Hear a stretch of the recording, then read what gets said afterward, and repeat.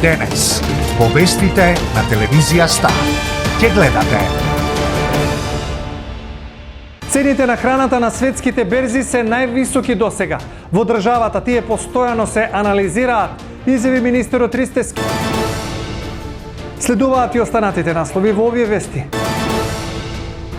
17 нови вработувања од август во Лидл. Во Штип маркетите со работа ќе започнат пред Нова година.